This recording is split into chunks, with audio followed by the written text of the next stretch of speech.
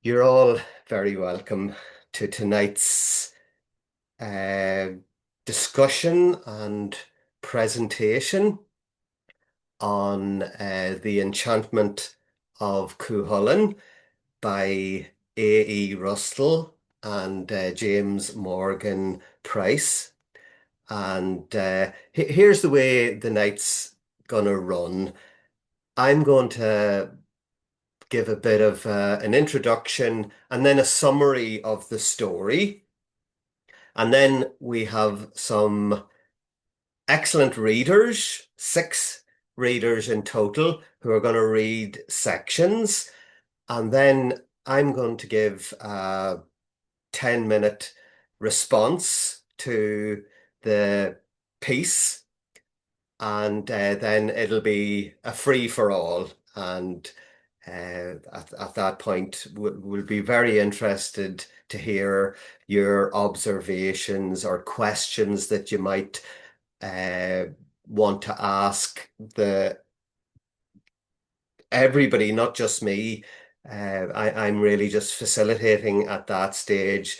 So I'm coming live from very close to the center of the Ulster cycle, the Ulster mythological cycle, where Cuchulainn was the foremost hero from an heroic age. And my name is Réamonn O Ciaráin, and I'm very interested in the Irish language and becoming more and more interested in the work and the legacy of A.E. Russell. We have some wonderful guests on this call, as we do with all our A.E. Russell outreach and education programs. So here we go. This piece, The Enchantment of Cuchulainn, appeared first in the Irish Theosophist around 1895 to 96. I imagine that it appeared in sections, and the Enchantment of Cuchulainn is a very AE name for that section from the biographical tales of Ulster's greatest hero, Cuchulainn, because other names for that particular story are the wasting sickness of Cuchulainn and Sherrig Cuchulainn, which would be the withering away of Cuchulainn. And the Pogues had a song called The Sickbed of Cuchulainn. So it has come right into modern times. And, you know, A.E. Russell said in a letter to Yeats that he only wrote the first part and that James Morgan Pryse, sorry, wrote the rest. But I have a feeling reading the text that it was really was a joint effort, and AE is being characteristically humble. And so AE, as we know on this call, is a mythological, otherworldly nom de plume, and so is Aretis, who seems to have been any one of a number of kings bearing that name from the southern Levant area of the Near East. And the whereabouts of Jordan today, which is very much in the news. And just a little bit more about James Morgan Price, which is important. His father was from Wales, and his father was a lover of fairy lore and would have presumably raised his son and instilled a love of fairy lore. And he spent a year at the request of Madame Blavatsky in Dublin, situated in Ely Place, 3 Ely Place, the Dublin ashram of the time. And he became a mentor to AE. And ordinarily, we're saying that AE was a mentor to this person and that person, but in this instance, I think it is fair to say that James Morgan Price was a mentor to AE in the area of theosophy and mysticism and Eastern wisdom. So that's just by way of introduction. And now I want to give a summary of the story because it's a long piece, very rich, and it's a lovely story. It's a story where in the imagination of our forebears, the foremost hero of Ulster, from where I'm zooming to you all tonight, fell in love with a beautiful woman from not necessarily another world, but another dimension. And I think that's important because in English we say otherworldly or the other world, but in the Irish language we talk about unsail ella, which is another life.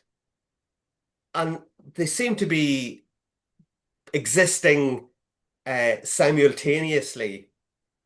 So it's not another world, it's one world that has this other dimension, and the two dimensions overlapped and interacted as they still do in the imagination of our people and in the ceremonies and the customs of the Irish people to this very day. The lady was called Fand or Fan, and her sister was also there, Leoban.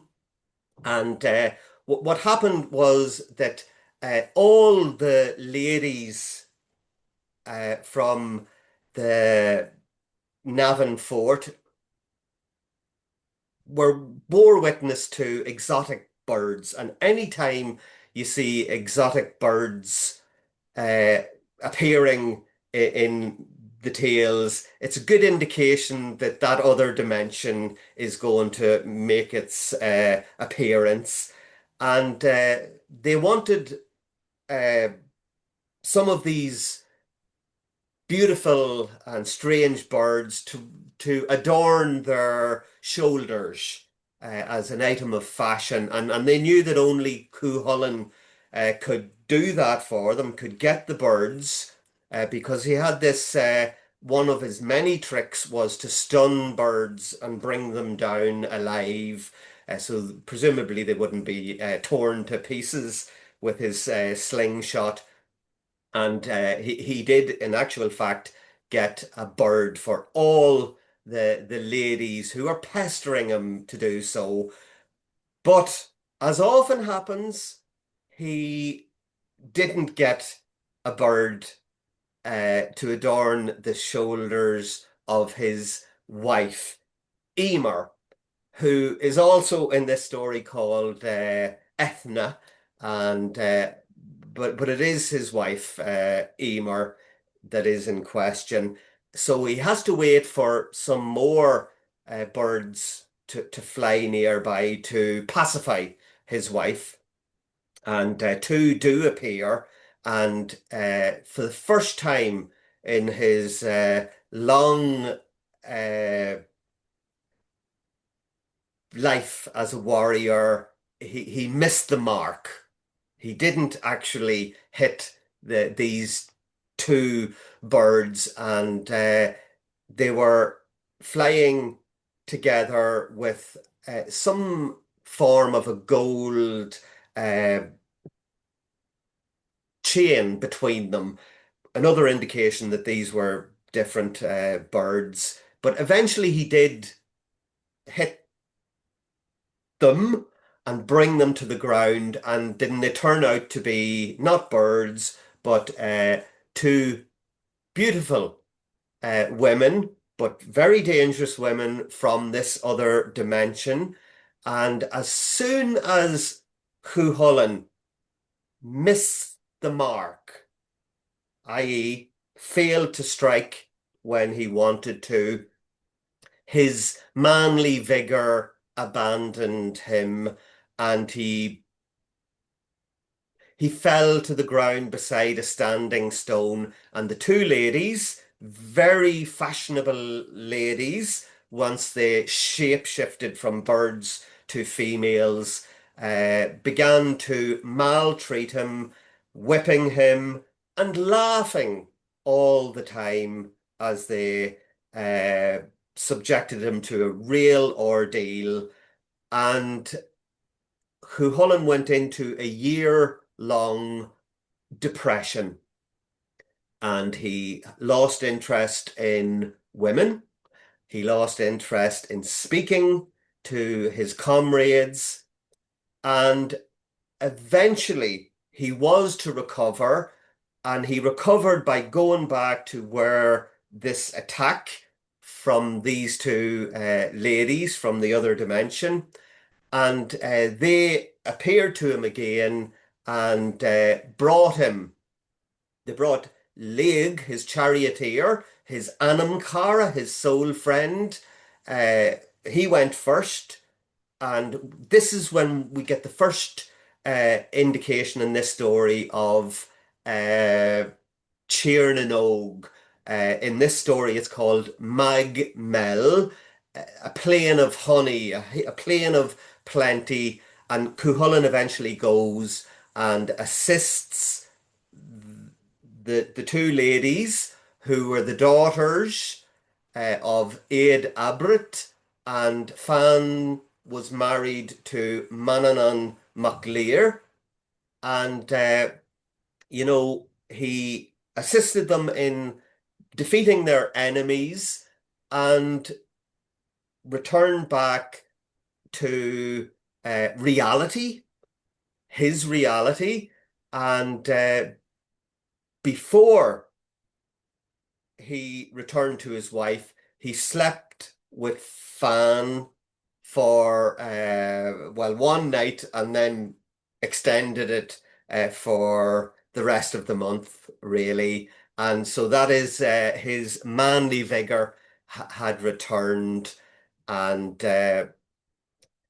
it's a very powerful tale. It's a very rich tale, but I want you now to sit back, relax, because we're going to have some people read extracts from the powerful version that AE, along with his friend James Morgan Pryse, has delivered for us.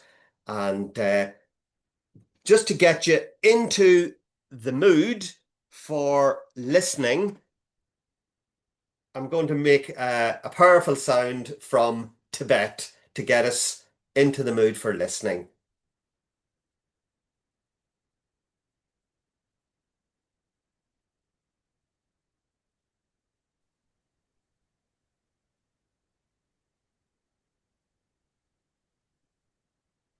And with that, I'd like to invite Felix to begin.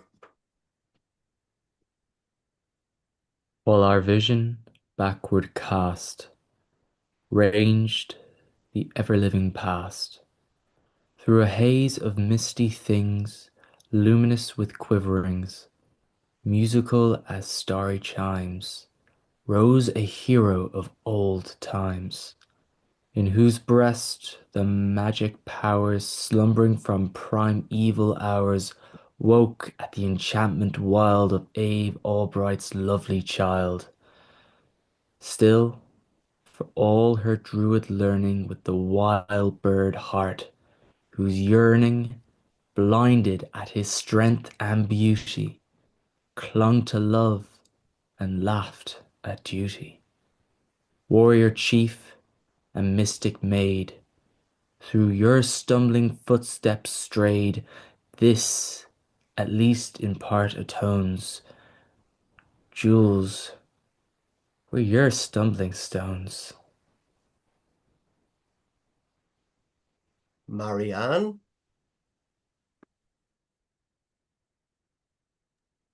I think my bit was a bit further on, but I can read from here.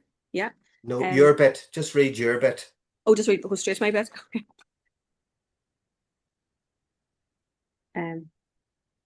Look, Leoban, look, cried the enchantress. These of old were the chariots of the children of men. On these the baby offspring of the gods raced through the nights of diamond and sapphire. We are not less than they, though 100 ages set us apart. We will go forth royally as they did. Let us choose forms from among these. If the hound should see us, he will know we have power. With arms around each other, they watched the starry flocks hurtling about them.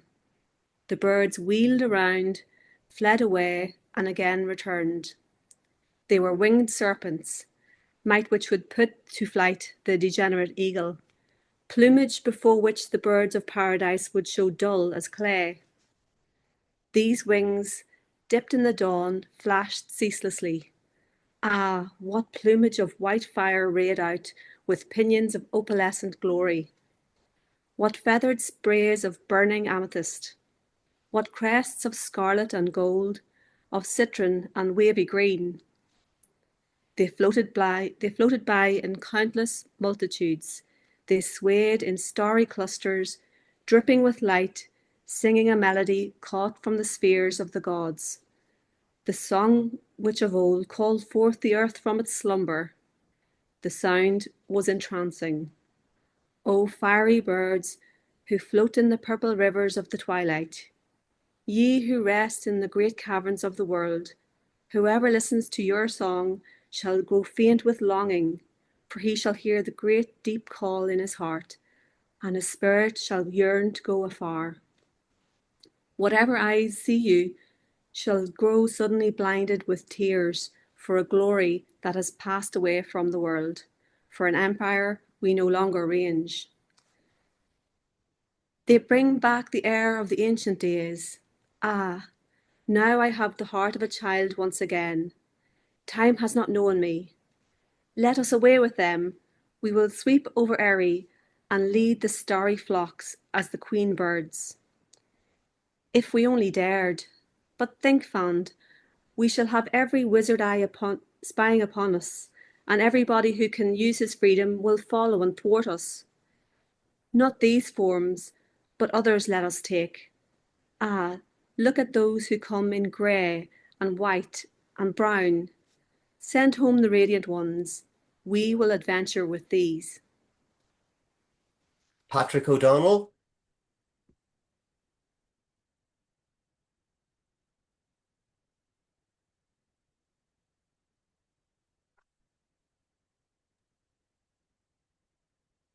He glanced around for Leg. That far-seeing individual was already yoking the horses to the chariot. A moment later, Cuchulainn and the charioteer were dashing across the plain behind the galloping steeds. As they neared the birds, Cuchulainn sent missiles at them from his sling with such incredible rapidity and certainty of aim that not one of the flock escaped. Each of the women was given two of the birds, but when Etna, who had modestly held back when the others hurried forward to meet the returning chariot, came to receive her share, Not one remained. As usual, said Laig stolidly, if anyone fails to get her portion of anything, it's sure to be Etna. Too sure, said Cuchulainn, a look of compassion softening his stern features. He strode over to Etna and, placing his hand gently on her head, said, don't take your disappointment to heart, little woman. When any more birds come to the plains of Martaigne, I promise to get for you the most beautiful of them all.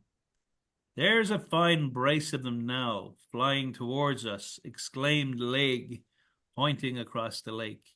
And I think I hear them singing. Queer birds those, for I see a cord as of red gold between them.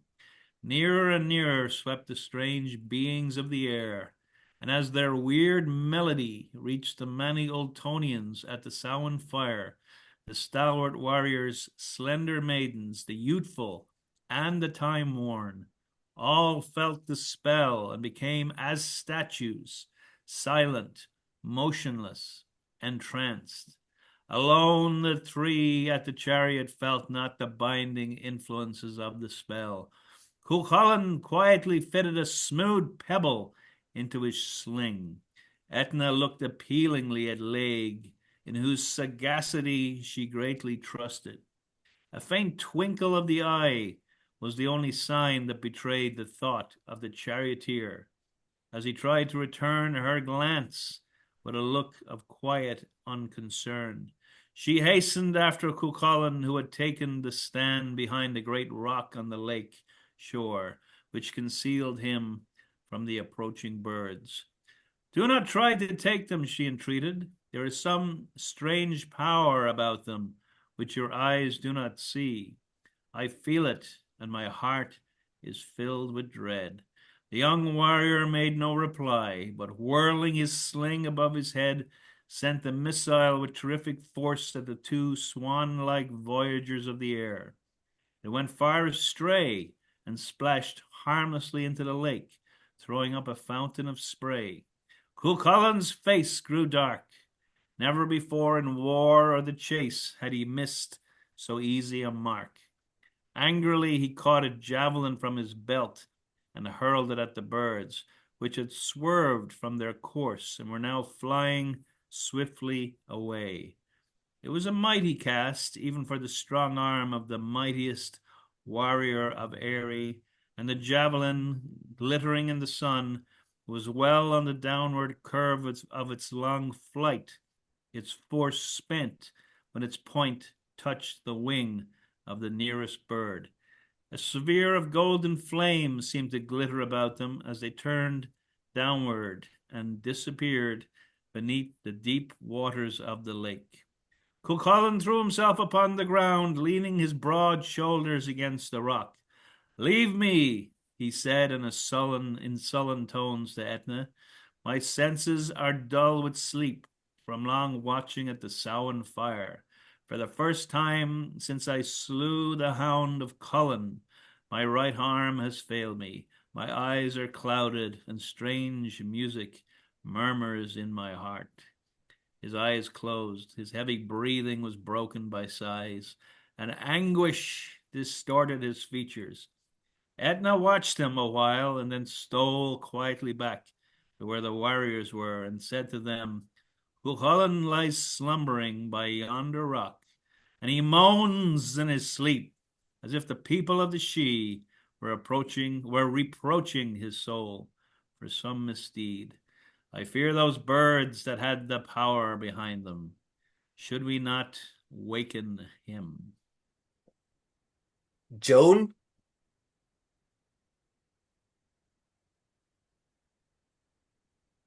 When the soul has many lives, fettered by forgetfulness, hands that burst its long-worn gyves, cruel seem and pitiless. Yet they come all tenderly, loved companions of the past, and the sword that sets us free turns our pain to peace at last. What shadows turn his eyes away, who fain would scale the heavenly heights, There shines the beauty of a day, and there the ancient light of lights.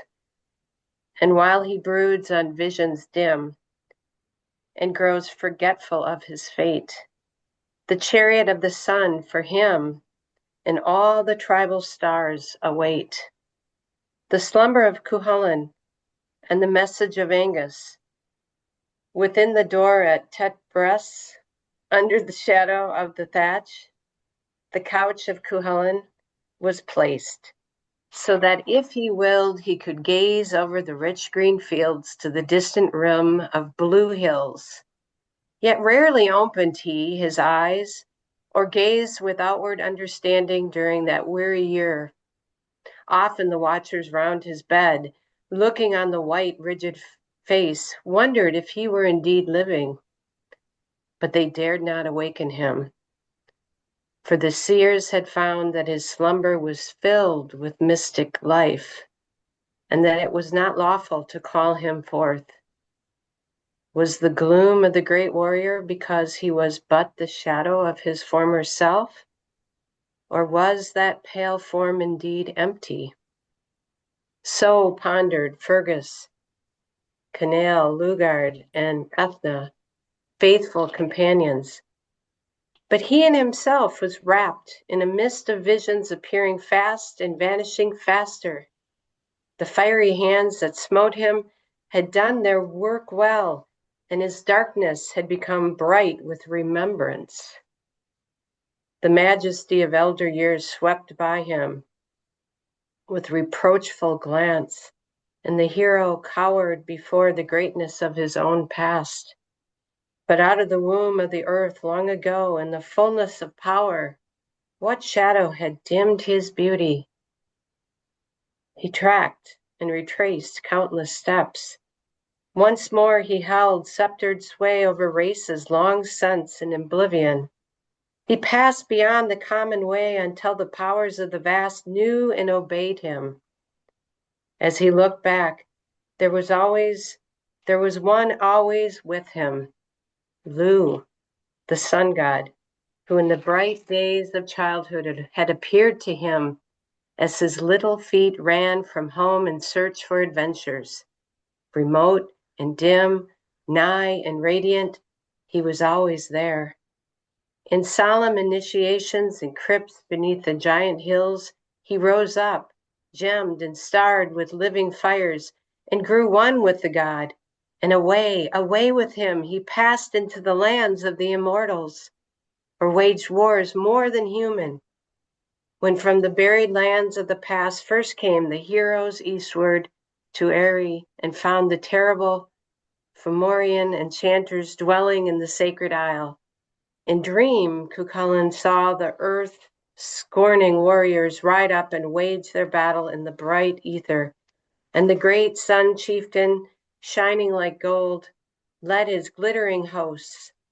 In mountainous multitudes, the giantess phantoms reeled to and from, their mighty forms wreathed in streams of flame, while the stars paled and shuddered as they fought. There was yet another face, another form, often beside him, whispering, luring, calling him away to he knew not what wild freedom. It was the phantom form of the child of Ed Ebrat, with dark flowing tresses, mystic eyes, her face breathing the sweetness of the sun, with all the old nobility of earth, but elate and apart as one who had been in the crystal spheres of the unseen, and bathed in its immortalizing rivers, and drunk the starry dews. Come, Ku, come, O hero, she whispered. There are fiery fountains of life which will renew thee. We will go where the Cid dwell, where the golden life breath flows up from the mountains in a dazzling radiance to the ever-shining regions of azure and pearl under the stars. Glad is everything that lives in that place. Come, Ku, come away. And she passed from beside him with face half turned, calling, beckoning, till in his madness he forgot the bright sun god and the warriors of Eri awaiting his guidance. Jim Conway.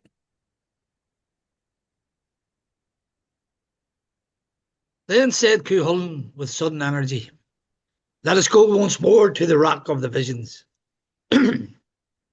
Our souls give battle when the host of lurid lives that lurk in air, and the ocean's regions nethermost come forth from every loathsome lair.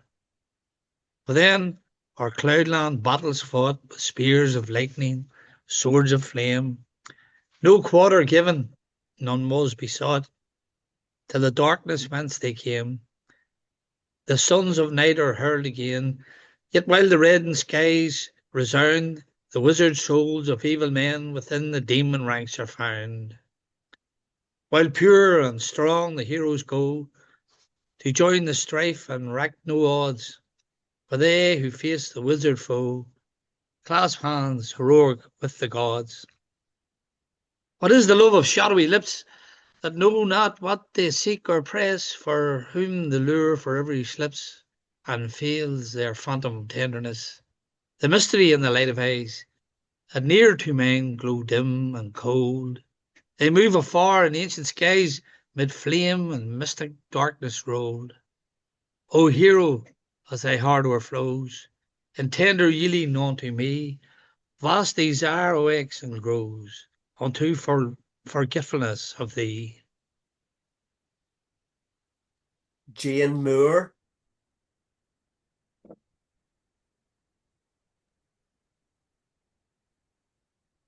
The shadow.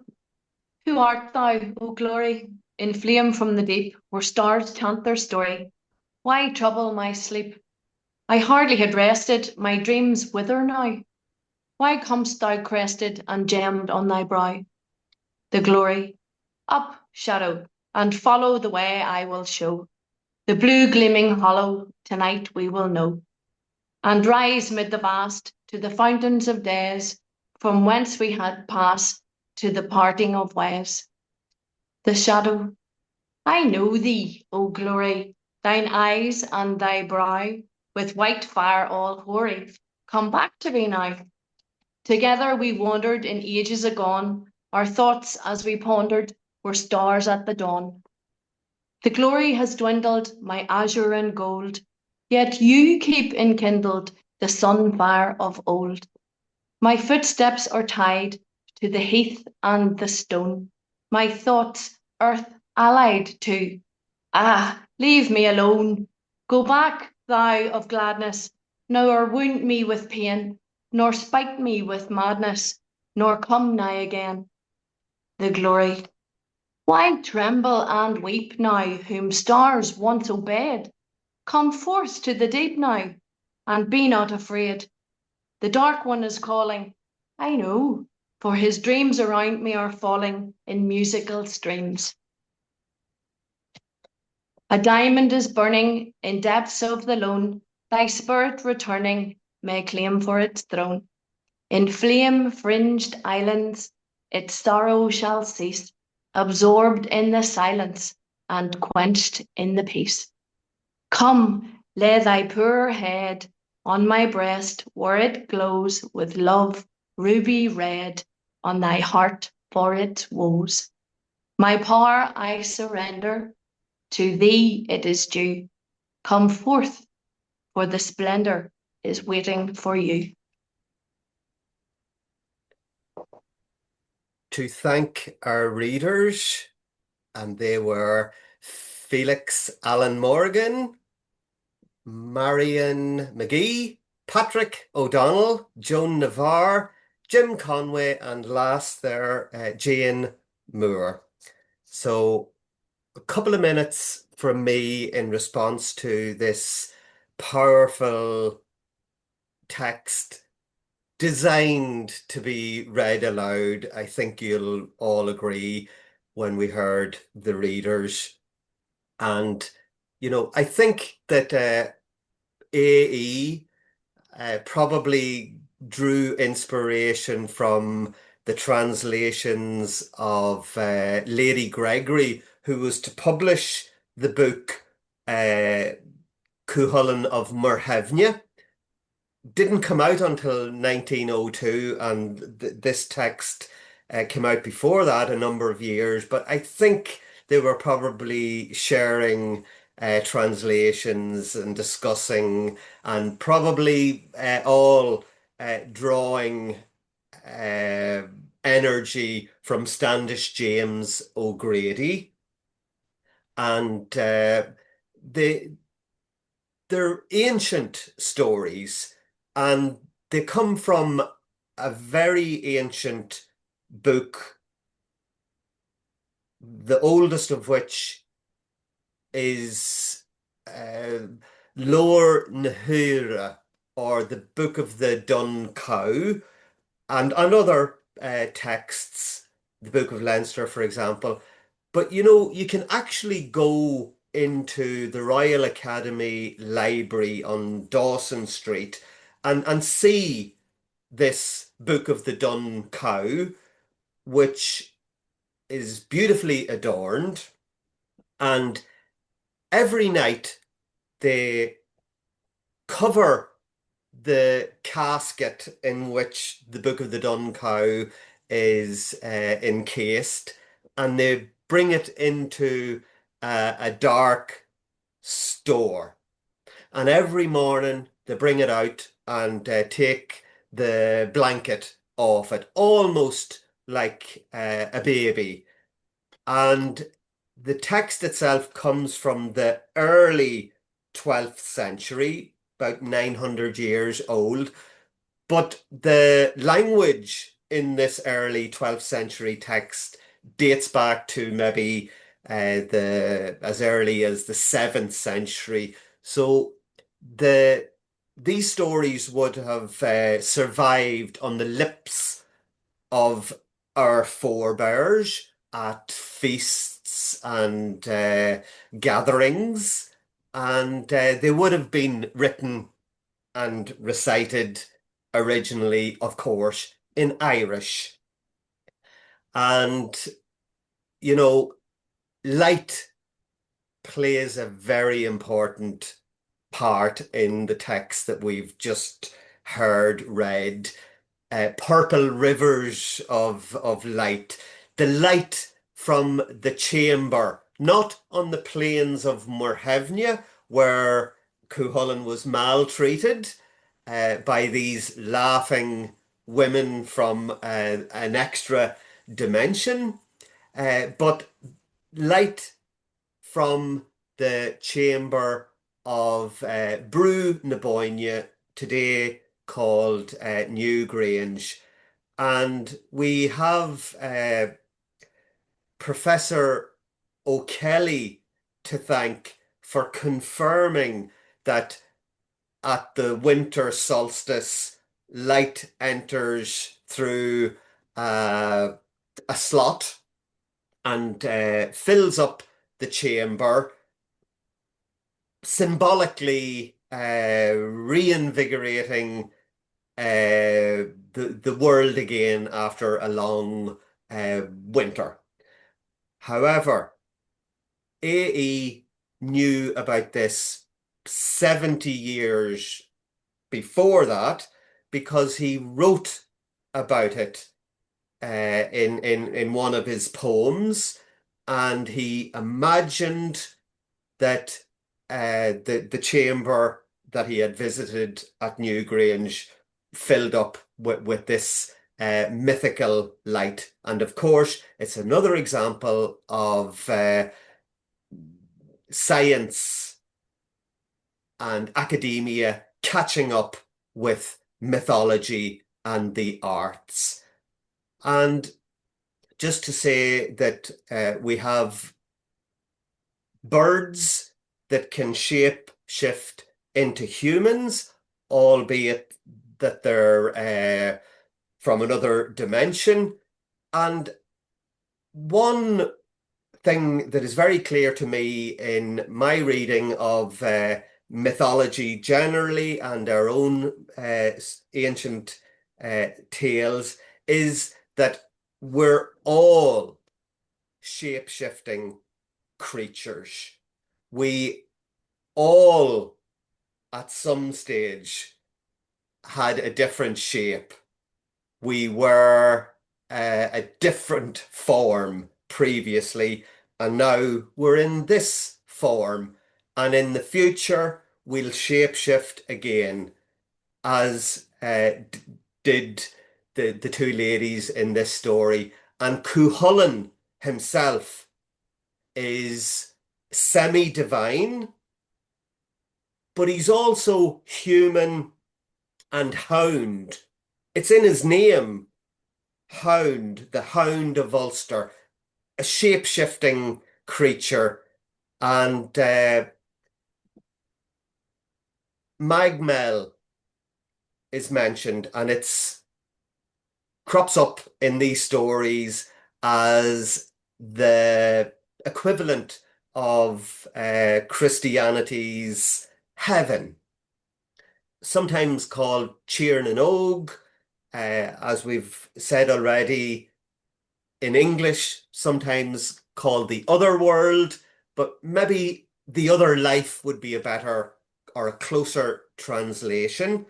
And fascinatingly, when the Dunites in the 1930s in California, in Oceano, in California, set up their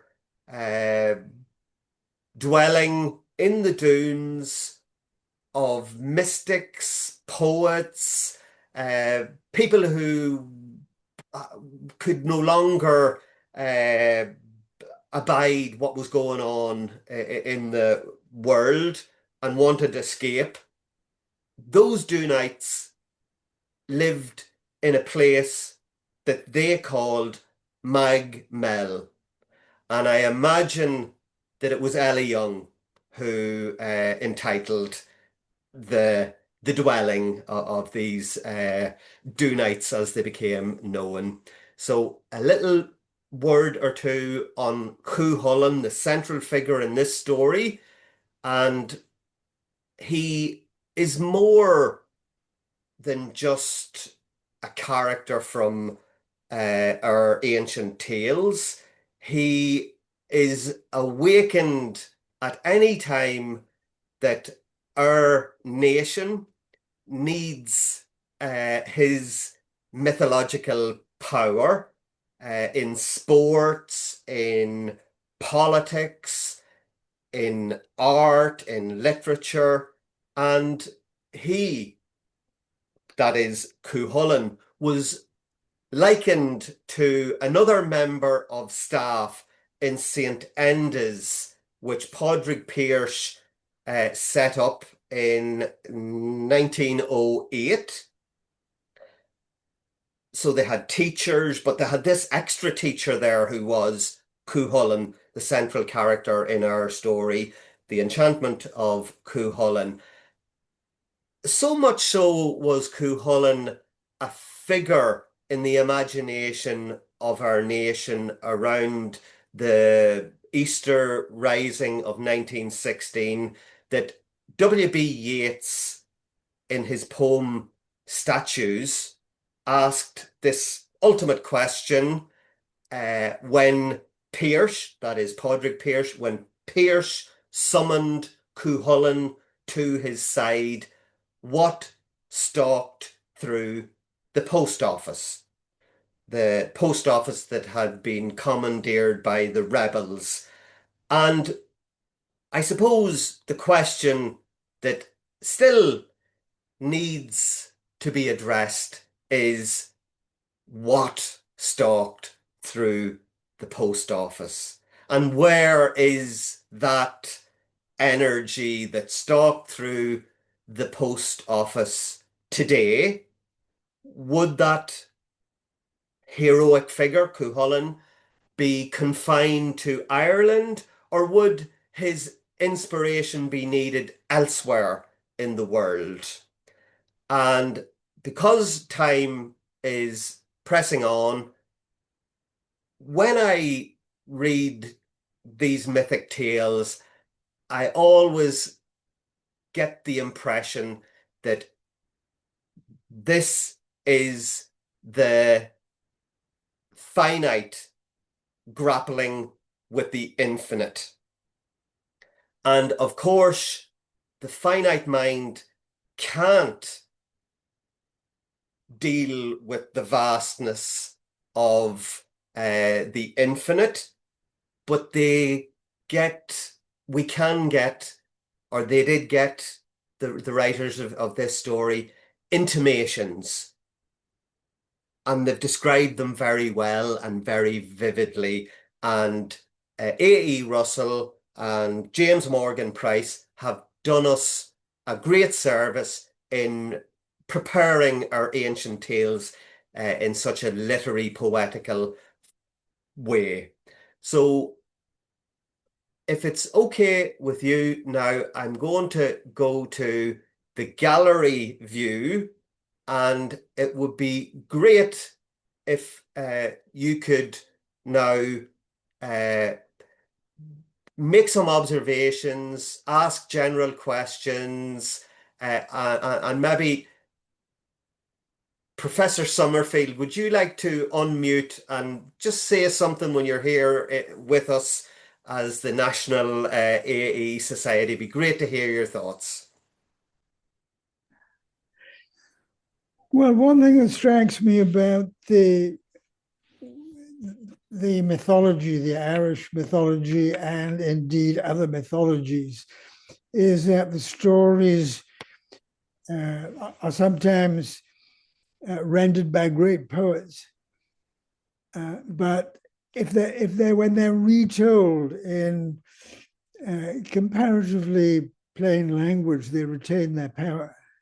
And I noticed when I read the prose summaries of the Mahabharata and the Ramayana from India, I think was by Roger Gopalachari, they still have their power in that plain language. So, thank you very much for that contribution, and it makes great sense. And can I invite others now to Patrick O'Donnell? Yeah, thank you, Réamonn. As usual, always the fantastic storyteller. The energy is certainly stalking through Armagh there, where you are. Okay, so one thing I always notice is, and I'm always fascinated by, is Lu, the solar god, the god of light. So Lu is famous for defeating his grandfather Balor of the Evil Eye off Tory Island. And so for me, he's that cognitive flexibility.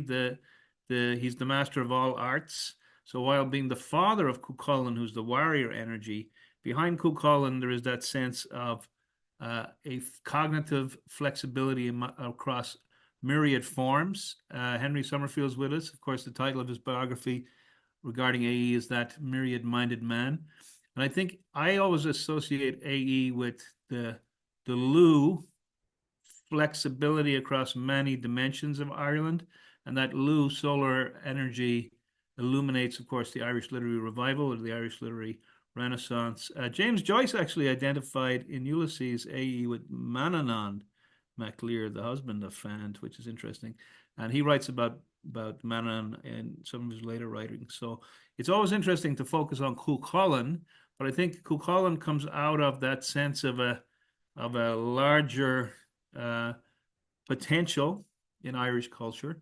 And I think the failure of Cuchulainn to hit the birds and the depression of Cuchulainn makes him seem a much more complex and interesting character too.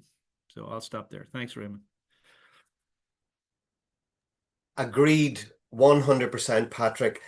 Cuchulainn was semi-divine, but alas, as you point out there, all too human as well, which is the case with all of us on this call and all of us scattered across the globe. So to allow Jim Conway. Yes, I was just going to say that you were talking about Mag Mell there, And another name for it, of course, is Brazil. And he was born in Clan Brazil. Brazil is the area around Lurgan. So it was the great plain of Brazil there, and I, I, I would guess from the mythologies that they must have thought that area was a very beautiful place and it was mystical or whatever it was. So that's where he was born, anyway, in the middle of it. On the shores of Loch Ness, Jim. Of course, on the shores like that. But I always keep the Tyrone ones going by saying they were looking across Loch Ness at the Clan Brazil there, and it was they were getting jealous of it, and that's why they, thought it was a beautiful place. Grass is always greener on the other side, isn't it?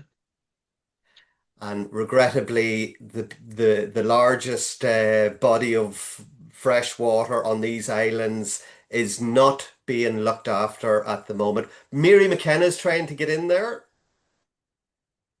Oh, just to add to I look forward to rereading this story now, both AE's version and the originals in English. There's been a lot written about that story. Maybe that it was like a shamanic recovery of himself, the wasting sickness of Cuchulainn, and the talk about Lugh. Yeah, Lugh was his spiritual father. One of the Compare Con Cullen, one of the conception tales. They're brought. I think do they follow birds from Owen Mocka? And they're brought to Newgrange at night, and there's an old couple there anyway, and there's horses outside. But Lugh is associated with that, so he had three different earthly father and three different births. And then, as you were saying, Patrick, the Lugh's myriad-mindedness, you were referring to that, and his name in Irish was Savile Donach, and he had all the skills. So when he was trying to gain entry to Tara, he said he could do this and that and the other, and they said, oh, we have someone here who can do this, that and the other. But then they said, oh, but we've never had anyone who can do them all. So thank you. It's really interesting evening, and thanks to the great readers too. And thank you, Mary, for that very important observation there. And Lugh certainly gets a mention, as does Dagda, meaning Jah Yeh, the good god, the father of Aengus Og. And I don't want to call you Sabrina, but would you like to? I can't remember your name. It's Matt. Matt McCullough. Matt. Yeah. Gotcha, Matt. Thank you. Notice picking up on something Patrick said there and something you said. Cuchulainn. I always look at these mythical figures through the Jungian lens, the archetypes, the archetypal warrior energy. The Ulster cycle as a cycle is a very apt term because it comes to life whenever the country goes through turbulent times. But I see Cuchulainn as a hero. He's a hero, and the hero is the immature version of the warrior. And Cuchulainn is a hero in some sense, but he's also a failure in a lot of ways. He's a deeply flawed character, and he can't control himself. And he has a dreadful relationship with the feminine. If you read through the Tawn, his downfall is the older retributive form of the feminine in Bibe. The Morrigan, he's got a very fraught relationship with her. We know that Macha curses the Ulstermen because we can't integrate the anima. So every time we have a rebellion, it seems to me that we pour our psychic energy into Cuchulainn and he comes to life as the archetype that runs through the country. It's strange that the Tawn was translated at the turn of the century and the Easter Rising followed, but then it fell apart into the dreadful Civil War. It's strange again that the next translation from Kinsella of the Tawn came out in 1969. That's the year the trouble started in the north, and it's wild that Cuchulainn in the Tawn is a sniper in South Armagh and North Louth, picking off soldiers of an invading army with a slingshot. And these archetypal myths map on to whatever modern era it's in, but it's usually an immature war because the men afterwards I think because of the failure of the masculine here to integrate the feminine. What does the state do when it gains its independence? It locks up the women. It puts them in these dreadful homes that are all coming out now. So we have a problem as the men of Ulster. I always there's a great words in Irish to describe courage, Crogart and Mishnach. Cuchulainn's great at the Krogart. That's the I'll fight anyone, I don't care. But the Mishnach is that moral courage that Cuchulainn seems to fail at a lot of the time. Cuchulainn is almost crucified when he dies, but unlike Christ, he doesn't come back because he's not redeeming everyone else. He's just redeeming himself. So he doesn't live on. So anyway, I just thought I'd make those observations. Thank you. Thank you very much, Matt. And when you were speaking, and very often I will say to myself, are we reading too much into these mythic tales in relation to what's taking place in Ireland and across the globe? And the answer I come to again and again is probably not, any more than people are reading into scripture or poetry or other art forms. So they deserve to be used as an archetypal uh, source for inspiration and new ideas. So Patrick, are you trying to get back in? Are you, Patrick? Yeah. Yeah, just briefly on that, that was really an interesting observation. I mean, I think it is true that Cuchulainn is kind of a curse to have as a central mythic figure in our culture, because this is why I go back to Lugh. I always find Lugh more interesting because of the cognitive flexibility, that Cuchulainn kills his own son out of pride. So Cuchulainn has this not just a terrible relationship with the feminine, which is true, but also he has a terrible relationship with his pride and arrogance and insistence on being a champion, and that he has the same kind of blind arrogance that accursed Achilles, and so it is a problem in the mythic hero that is pushed to the front in a culture, and it needs to be criticized when it manifests itself in material history in all kinds of, like you say, immature wars. So I just want to say I appreciate the insights there. And I think it is important to celebrate Cuchulainn, but also say Cuchulainn is kind of a curse and a plague, that he's our central archetype, I think. Thank you very much, Patrick. And Glenda? I'll just unmute myself. Yeah, it's very interesting. First of all, I enjoyed that very much, and I had seen The Only Jealousy of Emer. And one thing I want to know is, did Yeats, when he wrote that, what was it, 1919, did he base that on the enchantment, or did he go back to the original source? Because it's seems to be very connected to Emer sacrificing her love for him so that he could survive, having been weakened by Fand. But what I wanted to say, it was very obvious in the text that the attitude toward women wasn't great. But I would take issue in some ways with the character of Cuchulainn, and as described here, because I think in the Táin he shows great heroism and he shows great wisdom. I would cite two things. In the Kinsella version, the battle he has with his brother. He doesn't want to fight his brother. His brother insists on the fight. He goes to have the fight and he kills him, and then he grabs him in his arms so that he won't fall to the ground, which is a very moving part of the story. And it shows the love that he has, not just this desire to win. And the other part is at the end of the Táin, when the humans seem to have evolved to a higher state than the beast of the two cattle, like fight by instinct to the end, each other. But in the Táin, there's a deflecting of the energy. Instead of killing Maeve when he had the chance to kill Maeve, he lops off the heads of hills. So that's like, it's not really like got to the point of forgiveness, but it's got to the point of deflecting the energy to a place where it's maybe less harmful. Just thought I'd mention that. Thank you very much, Glenda. And yes, he has many, many redeeming features, but he, he is all too human, uh, killing his son, for example. Could I maybe encourage one or two of the readers who probably uh, read the text a little bit more closely, Joan, for example, Felix, Marianne, Jane, if you have anything you want to say before we finish in 5 or so minutes. I'll jump in. Thank you, Joan. I hope we continue this conversation in some way, shape, or form, because I really would love to explore the symbolism presented.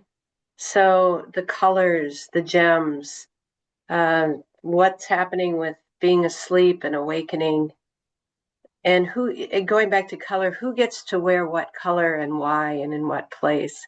So I feel like there is a key that I don't have yet, but it's waiting for me to unlock this text even more. So if we could think about maybe another time where we start looking at the symbolism, I would appreciate that, and I hope others would as well. Thank you.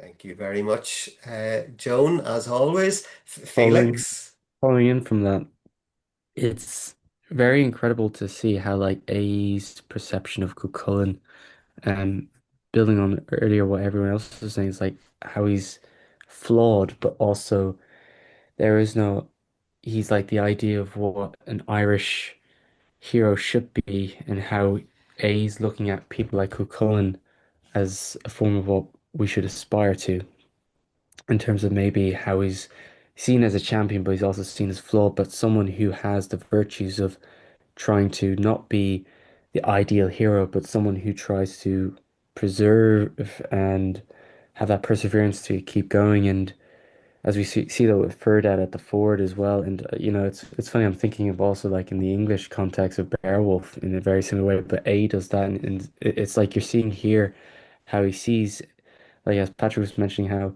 he goes off, he spends a whole year, not seeing anyone, not seeing any women, doing all that. He's very much flawed, but at the same time, he comes back and he owns his, I guess his transgressions, and he comes back stronger. But he's, as we know with the Toyn, he goes off to try and defend Ulla as well. But for AE, from the way he looks at him, he's not just looking at as a ideal champion of Ireland. He's the ideal champion of Ireland because he expresses those true human sentiments that we can relate to and should aspire to.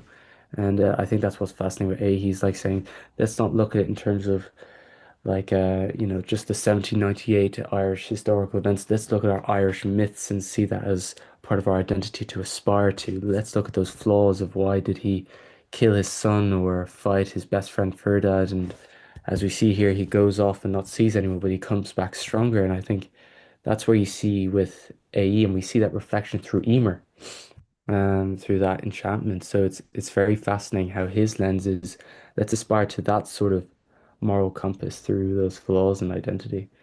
So yeah, no, that's my observation from it. But yeah, I hope to keep continuing to learn that, and just, yeah, maybe not aspire to being Cuchulainn myself as an Irishman, but like, learn from those stories. But yeah, absolutely. Yeah, thank you very much, Felix. And for sure, I think back in the distant past, Cuchulainn represented exactly the type of hero that was necessary to ensure the fate of his people. But in our own times, I do not think that we need any more killers par excellence. But I think we've all agreed that Cuchulainn has a softer side, and there's a lot of love in this particular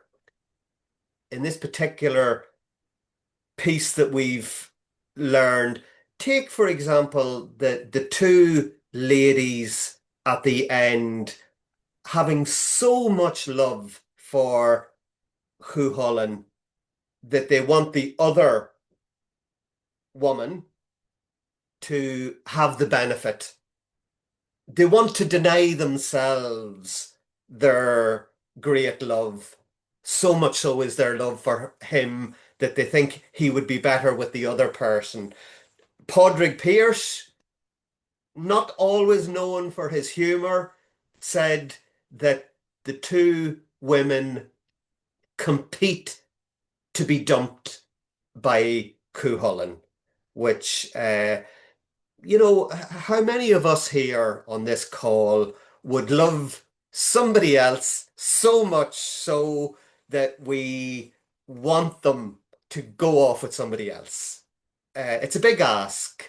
Sometimes the opposite is the case. We dislike our somebody so much that we'd be pleased if they went off. But that's an important aspect, a softer aspect that does come through in the time and also in our story.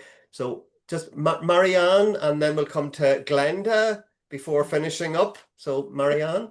I think this has been really interesting, and all the insights have been really interesting as well. I think the conversation started by Matt was really got me thinking. I do think that some of Cuchulainn's aspects of his character, I think we do need to channel some of that sometimes. We need to channel that bravery and just going for it, because I think we're held back by fear so often. But on the other hand, yes, he's done a lot. He's done a lot wrong, and he doesn't seem to really get away with it. So it's a kind of like a cautionary tale. He seems to be redeemed when he does the right thing. So yeah, that's pretty much what I thought. The other thing I was thinking, some of the literature professors here might be able to shed some light on this. The parts that I read, I thought it sounded a lot like John Keats. There was like a lot of Ode to a Nightingale. The descriptions there's a lot of words that are kind of taken directly from, not directly, like word combinations that are very much from Ode to a Nightingale. So I wonder, is there any link there? Was he inspired by Keats? Excellent question and observation. Thank you very much, Marianne.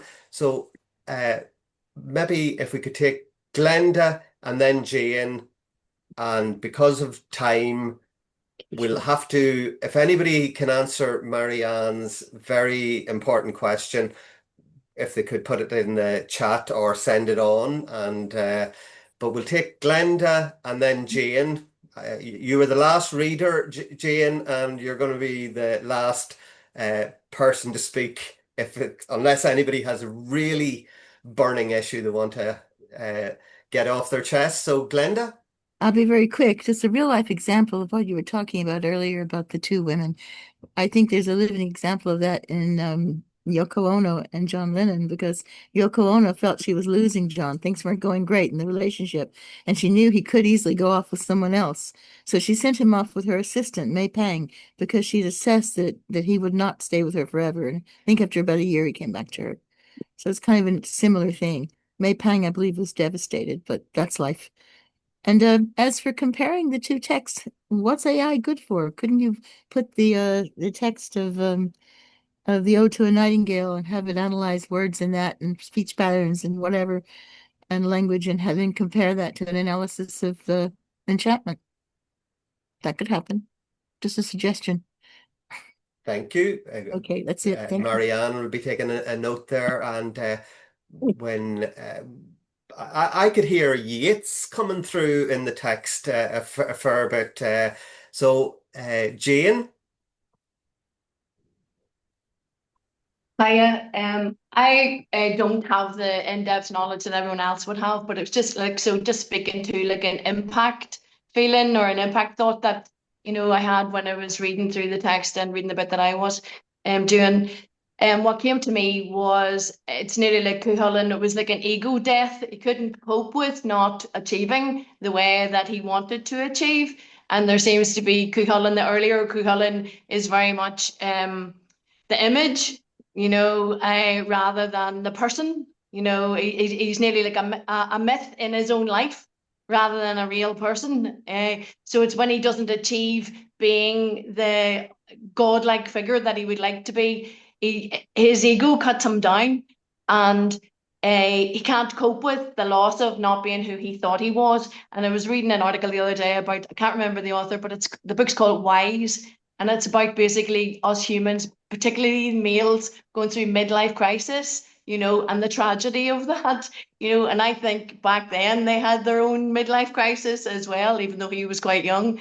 And it's the sickness or the sickening or the nearly coma state that he was in made me think of when the shamans from other cultures or the wise men of other cultures were going through their initiation, they were asked to dig their own graves and then lie in the grave covered by a cloth in the dark of night. So they went into nearly like a death state, and they didn't know whether they were going to survive the night or not, but that was part of proving or being reborn, so to speak, into their new selves.